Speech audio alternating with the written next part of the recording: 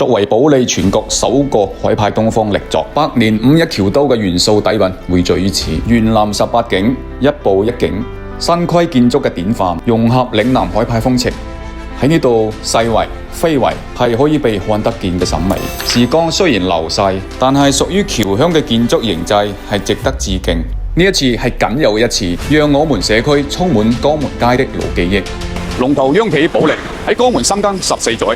雄踞北新區核心位置，南邊係五一大學利和廣場，北邊就緊緊咁接鄰咗白石大道匯悅大融城。生活上嘅便利亦都係大大咁提高咗人氣對呢個樓盤嘅關注度。五一華僑廣場、遠士路、江門地標萬達廣場喺呢個地段，無論商業、文化以及老街坊嘅文脈相承，喺咁樣寸土寸金嘅地段，亦更需要值得去珍視。保利喺北新區第一期嘅項目朗悅，去化率都去到90%幾啦。第一期項目算係好成功啦，中式園林啦，4.0嘅大露台啦。我覺得佢哋搞啲項目呢就比較注重係居家儀式感。你覺得呢？送風雅韻，確實牛逼。鄉下咁威啊！開山。而第二期朗君又一大力作，車庫入口呢個叫車馬亭，有圓形拱頂，仲有呢個類似水樽嘅嘢，呢個係銅質嘅金屬，上邊有好多圖文雕刻，係雕刻住有開平立園、碉樓、赤坎、龜峰山呢個造型、圖文、線條、方位嘅擺法，缺少一樣都會少咗啲感覺。順住寬闊嘅車道揸車翻屋企都非常之有儀式感。而台板式嘅小區，一樓唔單止係車庫，仲係一種生活體驗。抬高地面嘅嗰一層先係真正嘅花園，但係地面嗰一層係雙倍嘅快樂。總裁，歡迎回到你屋企樓下嘅會所。第一站環宇燈堂，呢一個氣派嘅大堂直接吊打全江門嘅5星級酒店，12米嘅挑高成80米嘅寬度，落地門窗有7個，門口有水池，秀氣嘅2棵羅漢松。大門把手都係用咗烏拉圭嘅紫水晶，最震撼、最吸睛嘅就係呢一幅金樹橋影壁畫，畫中就有小鳥天堂嘅榕樹以及梁啟超故居。而呢個大堂本身就係一件中西合璧嘅5.1藝術品，佢自己門樓亦都係致敬匯成個省會學梗。好，你話佢嘅影像似唔似啦？喺呢度你可以閒庭信步，我哋嚟到1000平方嘅大水園，幾何同埋方柱之間嘅對軸，平靜嘅水面中央有個八角亭，呢度係海派園林嘅精華。觀蘭亭亦都係中西合璧，有西式嘅鐵藝、玻璃拱頂，水園嘅四圍都種咗8棵烏桕樹，有人喺橋仔上面行緊過，涼亭、樹影可以話係一步一景，隨手一拍都係攞大片啊 ！Absolutely fantastic！ 會所仲有更多嘅功能活動區，有紅當當嘅旋轉樓梯可以通上1樓花園，亦都連接車庫人行出入口，可以話係3通啊！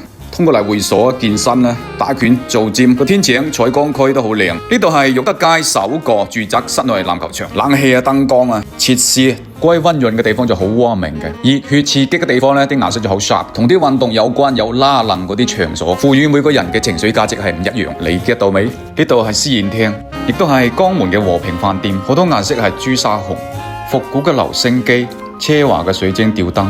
一下子就把自己帶入了王家衛的電影主角。會所係個個人嘅愛好。講翻實際嘢，車庫呢，佢個質地係有提升咗嘅，車道就係水磨石，好靚啊！停車位呢，就係嗰啲環氧地平漆，連接車庫層嘅業主大堂係用咗啲鏡面嚟代替嗰啲星空頂嘅。首開嘅單位係近住天沙河邊，146方以及168方。146方5一首開當日呢，逼爆晒人。呢隻戶型嘅面寬好長，南向達到6個開間，朗君比朗悅私密度高咗，係一梯一戶。以往喺其他住宅呢，起碼達到200-300方啊，先會有咁嘅配置。但係呢度眼見為實，做咗俾你。咁佢喺同一層隔離嘅展示單位呢，係同樣146平方。由於個板房呢就好多水客，即係節假日啦，出嚟兜兜行一行啊。不過當然都係有準客戶嘅，所以有時啲鏡頭呢係有啲不太完美咁咯，將就下啦。例如講翻呢個6開間係點嚟法，咁佢呢隻呢就真真正正可以做到 LDKBG， 唔係豬乸嘅豬啊 ，Garden 啊，即係英文花園嘅豬嘅縮寫，即係將廚房、客廳、餐廳、花園、書房互通嘅打埋一齊，攬埋一嚿，咁真係好唔好啊 ？OK 嘅呢個概念，好多大城市稍微靚啲嘅戶型都係咁玩法，但始終都係過於依賴封窗得到嘅實際效果。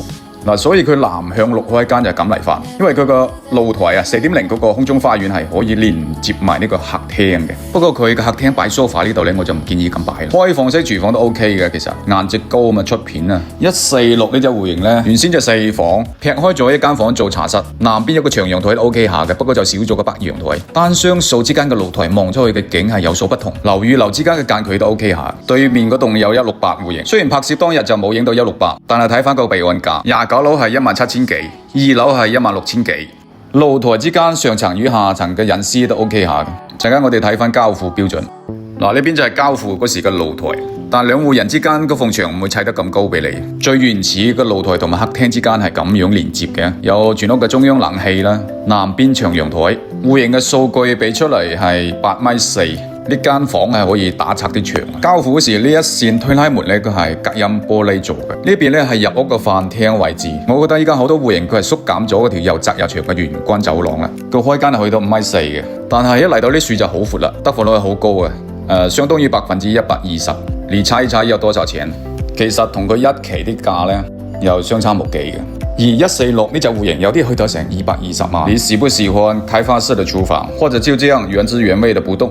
廚電、架冷倉、煙機啊、消毒櫃、解凍，裝個熱水器嘅啫。呢處係工位，間開咗3節。呢度係第一個套間，用到複合木地板交付。呢個都係套間房設計嚟嘅，有更多平權享用。接近40平方嘅行政大主臥，具備有衣帽間，同時南北兩邊都係有270度嘅窗。咁個主人房留翻啲少少牆身，藕斷絲連嘅感覺咧，都係好考究啲工藝嘅。呢邊咧就屬於東南戶，主人房係不靠路邊。咁另一邊嘅146即係西南戶，由於佢係邊戶又近河邊，所以沖住涼都可以欣賞美麗嘅天山河景。親水嘅環境更加接近大自然，雖然有啲近路，但係隔音效果都 OK 嘅。對於東邊、西邊呢兩戶，你又中意邊一戶多啲呢？評論區話我知，下一期會拍攝168平方。